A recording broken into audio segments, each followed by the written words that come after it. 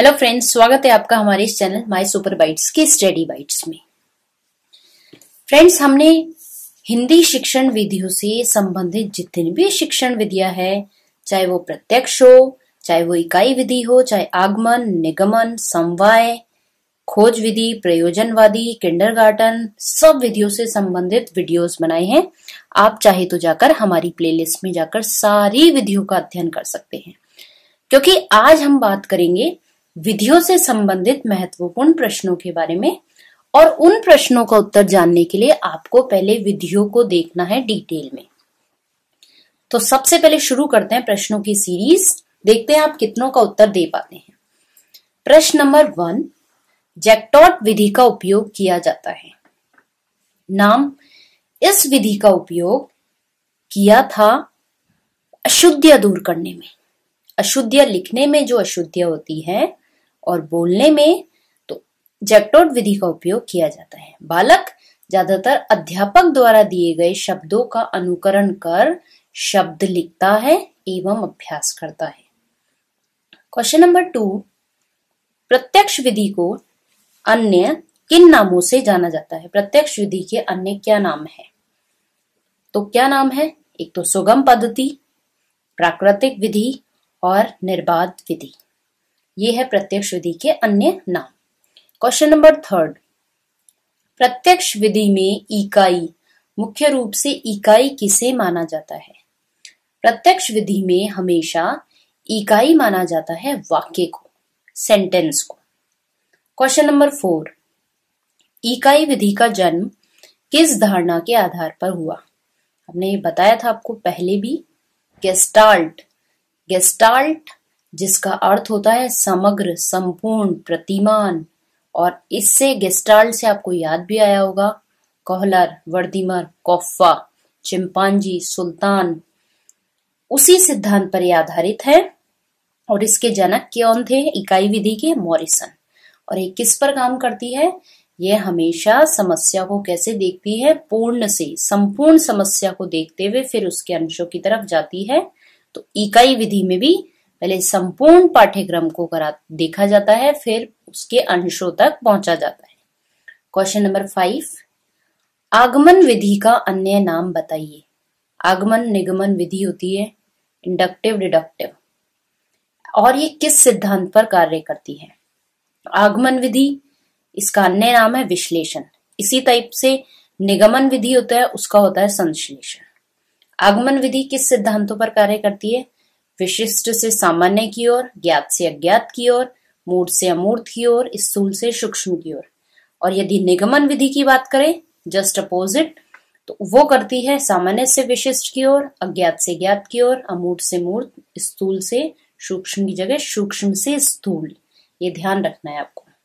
Question number 6, ऐसी कौन सी विधि है जिसे सहयोग विधि के नाम से भी जाना जाता है? सहयोग विधि के नाम से, तो वह नाम है समवाय विधि। समवाय जिसका नाम है मल्टीट्यूड मेथड। क्वेश्चन नंबर 7, अव्याकृति विधि के नाम से किस विधि को जाना जाता है शिक्षण विधियों में? इसका उत्तर है भाषा सहसंग विधि। और यह एक व्याकरण शिक्षण की व्याकरण को पढ़ाने की महत्वपूर्ण विधि है, जिसे अव्याकृत या अव्याकृति विधि के नाम से भी जाना जाता है। क्वेश्चन नंबर 8, प्रयोजनवादी उपागम का विकास। भाषा शिक्षण के उपागम भी हमने करवाए थे। उस उपागम का विकास कब व कहाँ हुआ था? शिक्षण विधियों में ही आते हैं। तो प्रयोजनवादी उपागम का विकास हुआ था कब? 1918 में। और कहाँ हुआ था? अमेरिका में। यह उपागम किस बात पर जोर देता है? ये ज्यादातर देता है क्रियात्मक कौशल विकास पर। क्वेश्चन नंबर 9, किंडरगार्टन विधि के प्रवर्तक का नाम बताइए। उसके प्रवर्तक, जनक, जन्मदाता। किंडरगार्टन महत्वपूर्ण है क्योंकि ये फ्रेडरिक ऑगस्ट फ्रोबेल, या फिर मान लीजिए फ्रोबेल, ये जर्मनी के शिक्षा शास्त्री थे। क्वेश्चन नंबर 10, प्रश्नोत्तर। जहां प्रश्नोत्तर आ गया, प्रश्नोत्तर विधि। इस विधि के प्रवर्तक कौन थे? संस्थापक वो थे सुकरात, सोक्रेटिस, सुकरात, ये यूनान के थे। और इनकी इस विधि के अनुसार, प्रश्नोत्तर विधि के अनुसार, इस शिक्षण विधि में अध्यापक की जो उपस्थिति होती है वह अनिवार्य या आवश्यक मानी जाती है। प्रश्नोत्तर विधि। तो कौन थे प्रवर्तक? सुकरात। क्वेश्चन नंबर 11, प्रमुख खेल शिक्षण की कौन कौन सी विधियां हैं जिन खेल शिक्षण के माध्यम से विद्यार्थियों का अध्ययन करवाया जाता है? तो मुख्य रूप से सबसे पहले तो विधियां कौन कौन सी हैं? डाल्टन नामक स्थान पर होने के कारण डाल्टन प्रणाली, खेल विधि, ह्यूरिस्टिक पद्धति जिसको खोज विधि, किंडरगार्टन, मोंटेसरी। इनके अब आपको अच्छे से जनक या फिर प्रवर्तक याद रखने हैं। डाल्टन प्रणाली के थे हेलन पाखस्ट, खेल विधि के हेनरी कोल्डवेल कुक के नाम से भी, ह्यूरिस्टिक पद्धति के आर्मस्ट्रॉन्ग, किंडरगार्टन के वही फ्रोबेल अभी देखी थी, और मोंटेसरी प्रणाली के मेरिया मोंटेसरी। ये प्रमुख इनके क्या है? प्रवर्तक। और ये प्रमुख खेल शिक्षण की विधियां आती है।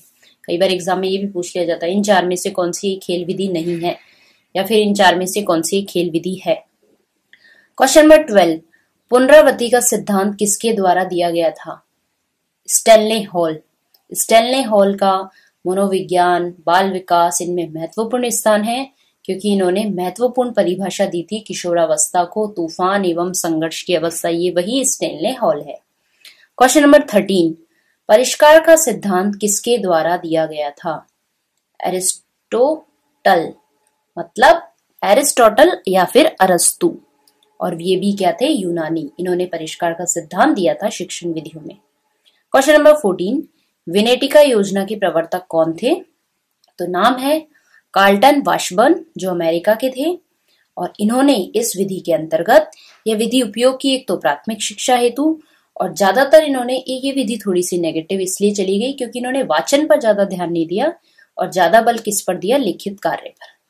क्वेश्चन नंबर 15, फ्रोबेल ने किस पद्धति के आधार पर शिक्षण प्रणाली का विकास किया था? कौन सी पद्धति को ध्यान में रखते हुए? तो वह उनकी पद्धति थी किंडरगार्टन पद्धति। इस पद्धति को ध्यान रखते हुए शिक्षण प्रणाली का विकास किया था। क्वेश्चन नंबर 16, अभिक्रमित अनुदेशन कितने प्रकार का होता है? अभिक्रमित अनुदेशन हमेशा होता है दो प्रकार का, रेखीय और शाखीय। और शाखीय जो अनुदेशन है उसे आंतरिक अभिक्रम भी कहा जाता है। क्वेश्चन नंबर 17, प्रोजेक्ट विधि का सर्वप्रथम प्रयोग किसने किया था? बहुत सारे इसमें, पहले तो 1900 में रिचर्ड्स महोदय थे, इन्होंने इस शब्द का प्रयोग किया सर्वप्रथम। उसके बाद में 1908 में स्टीव एंशन ने इसका प्रयोग किया, और इसको लागू ड्यूवी और किलपैट्रिक सदस्य, इनके शिष्य थे किलपैट्रिक, उन्होंने क्या किया इसको प्रयोग में। तो ये है। क्वेश्चन नंबर 18, कई बार ये समस्याएं पूछी जाती है एग्जाम्स में, जैसे मौखिक रूप से सीखने की अक्षमता होती है, मौखिक रूप से कुछ लोग सीख नहीं पाते हैं, उनको किन नामों से जाना जाता है? तो दो नाम है, एक तो अफेजिया और एक डिस्फेजिया। स्पेलिंग भी लिखी हुई है, AFEZIYA और DISFEZIA, अफेजिया और डिस्फेजिया। क्वेश्चन नंबर 19, अतिरिक्त शक्ति का सिद्धांत किसने दिया था? दो मनोवैज्ञानिकों का नाम, शिक्षा शास्त्रियों का नाम महत्वपूर्ण।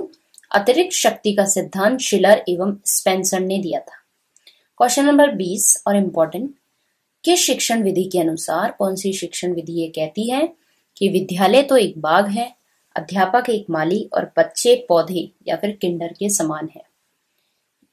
ये शिक्षण विधि है एक तो किंडरगार्टन शिक्षण विधि, जिसके जनक थे फ्रोबेल, और वे जर्मनी के थे, जो पहले भी बता चुके हैं।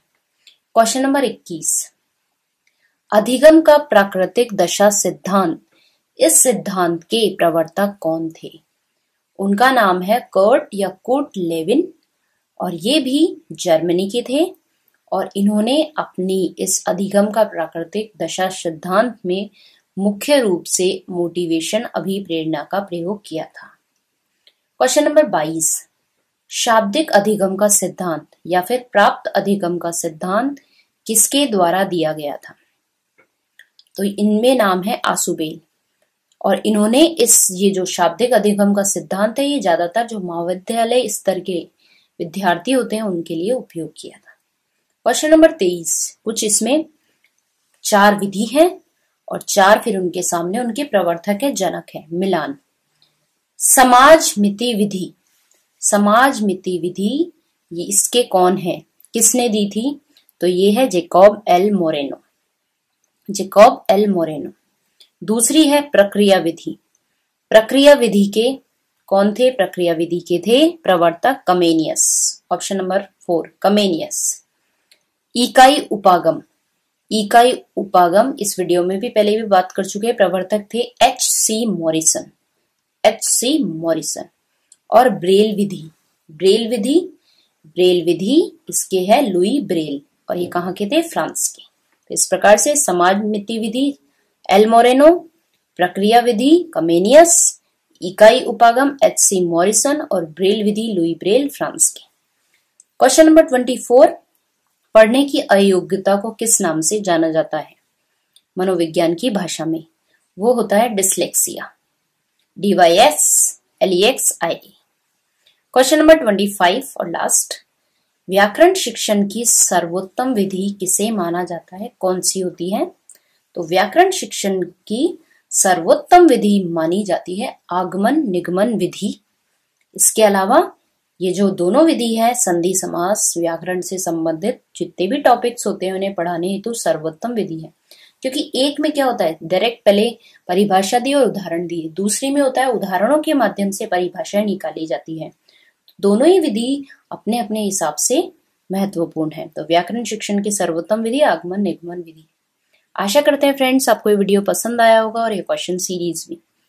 इसी तरीके के और वीडियोस देखना चाहते हैं तो हमारे इस चैनल माय सुपर बाइट्स को सब्सक्राइब करना ना भूलें और इस वीडियो को ज्यादा से ज्यादा लोगों के साथ शेयर करें। Thank you so much.